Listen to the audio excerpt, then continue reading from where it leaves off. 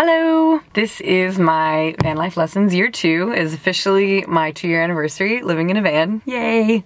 And this year has been a lot. I drove to Canada, got really comfortable on trad climbing on granite, climbed naked with my friend Kate, met a group of boys I fondly refer to as the Lost Boys, traveled with them for 4 months, drove out to Yosemite and helped with the Yosemite facelift trash pickup, met up with some friends in the valley, and finally climbed Half Dome. Bought a new camera from a stranger in a coffee shop, made my way to Las Vegas with the boys, ate way too much food at a buffet, kept driving east and made it to the creek, started climbing into the 11s there, climbed a lot of towers with friends, ended my season by climbing my first 12A and getting a tattoo of the Indian Creek skyline, drove back to Santa Cruz, learned how to change my oil, went to Canada for Christmas, enjoyed a snowy holiday, drove 20 hours straight down the coast to Santa Cruz, and drove to Joshua Tree to meet up with friends, celebrated New Year's by dressing up and eating fresh sourdough around the fire pit, learned how to climb on the scary run-out slab of Joshua Tree granite, started on-siting harder climbs, met my friend Emma Jane, and made my first documentary on her. Hi Emma! It snowed in Joshua Tree, and I spent a lot of time hanging out in the space station. Came back to Santa Cruz. I had originally planned to stay there and work for the rest of the winter, but then I got excited about sandstone again, and I drove out to Las Vegas. Found some rad hot springs, got the stomach flu for 2 weeks, picked up my friend Kate from the airport, and we drove out to Utah to go to a desert tower tour. We got rained out, and then transmission on my van crapped out. I got towed to Grand Junction by a really nice guy named Tom. Turned out I got a bad transmission out of the box, so I had to drive home and get another transmission. Then I went back to Yosemite and did my first big wall. Ah, scary, but super fun. Spent some time in Yosemite with my mom. Turned out I needed another transmission. Went home to get that fixed. Boo, Jasper engines. Drove out to Bend, Oregon to climb the monkey face and see my cousin's graduation, and now I'm here. Woo! So last year I did kind of a van tour, and I was talking about all the things I wanted to change on my van, and this year I actually did change a bunch of things. So I'm gonna go do a quick tour and show you guys around.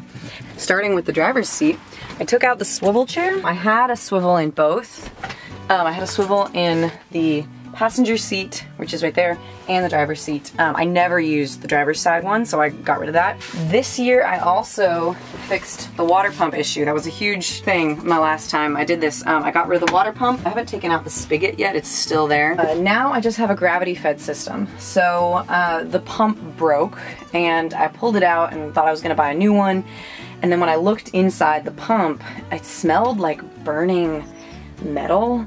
And it was rusted, and I was like, my water is going through this? I'm not gonna drink that. So I didn't end up keeping the pump, and also was wasting water, and I was just like, okay, whatever, I'm done with it. It was loud, all that stuff. So I basically have a gravity-fed system now, so this bucket goes up here and sits on its side, like this. It goes like that, and I can just turn this spigot on, water comes out. And I actually like it a lot better. Another addition to my van, my sister started painting flowers on the inside of my door. Hopefully this will become a mural, so possibly next year when I do this again, there'll be a huge mural here full of flowers. I'm really into flowers right now. Another thing that I did, I installed this earring thing. I don't think I had this last year. I installed this earring thing. And so all my jewelry is here. I got this whiteboard. Whiteboard is key. I put all my notes on here. I actually have to sell my motorcycle jacket. So if any of you want to buy a motorcycle jacket, hit me up. Like always, I added more to my map. Less than I wanted to. I really wanted to do some more big trips, but I didn't. So I'm excited to, in the next year, I'm going to be doing a lot of stuff through Wyoming and Idaho and Montana. So I'm excited about that. Oh, totally forgot. One of the most important things that I ended up doing this year is I moved my propane under the bed, which I know sounds sketchy, but I have a carbon monoxide detector. I have one of those, so don't worry, I'm not gonna die. But I moved my propane under my bed, and I will show you where it goes. So there's this hose that runs out from under my bed and along here, and it never comes unattached from my stove. And my stove sits right here. The cast iron pan actually wedges in there, and this doesn't really come out anymore. I also installed this right here to keep this from falling out, just like this little piece of nylon webbing. And keeps this from falling out if we do go over bumpy roads, which happens. I put the propane tank down in there. I got a custom hose from a hose shop in Santa Cruz, and basically it just runs up and then out through this hole. And there's also lots of storage down there too. And it's super nice because it keeps everything out of the way. That's pretty much everything that I changed inside this part of the van. The back of the van is a whole nother issue.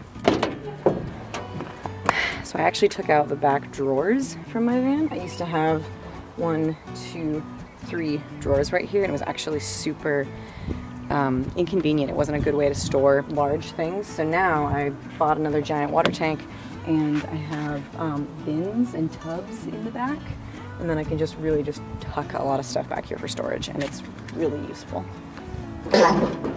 In the end, I think the lessons I've learned from this year 2 of living in a van, is that I really need to take better care of myself. It's not easy being on the road all the time, and I think that particularly in the rock climbing community, there's this idea of like, oh, I've gone the longest without showering. Oh, I've gone the longest without spending money. And there's a little bit of like a pride thing. There's like heritage of being thrifty and dirty and, you know, in climbing, and I can't sustain that. I can't not shower for weeks on end for 2 years.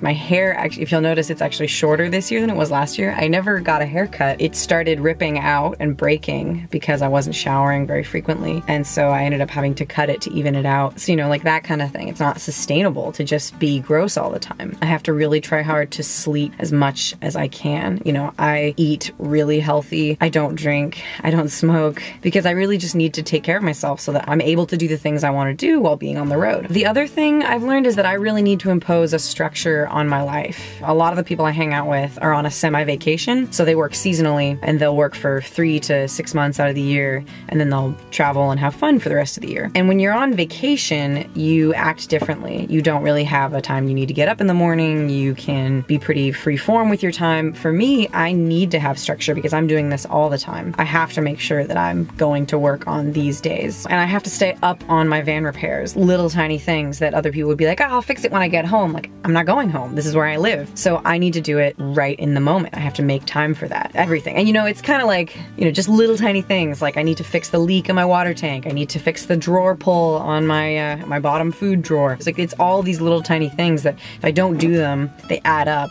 And like, because it's my life, it can get really hard. This year, or at least the last 6 months, has been one of the hardest 6 months of my life, honestly. I got the stomach flu. I had that stomach flu for 2 weeks when I was living out of the van. Pulled a hamstring on my left leg. My transmission went out, not once but 3 times. All of my ropes got core shot, all my shoes blew out. I lost a bunch of clients. It just kind of felt like things were falling apart for me. And I was having a really hard time doing the things that I wanted to do. And so I realized that in order to live the life that I want to live, I just need to take care of myself better and take those things in stride. This is not to say that I have not deeply enjoyed my time in my van. And I'm definitely not going to sell my van, because that's what people have been telling me to do. I'm not going to do that. And I'm definitely not going to stop living in the van. I'm really hoping that the next 6 months are a lot better than the previous 6 months, just because it's been kind of a crazy ride. As far as things that I want to fix in the van, I would really like to get a diesel heater. Getting a diesel heater would be a huge game changer. I think they're about $1,000. It runs off of the diesel tank and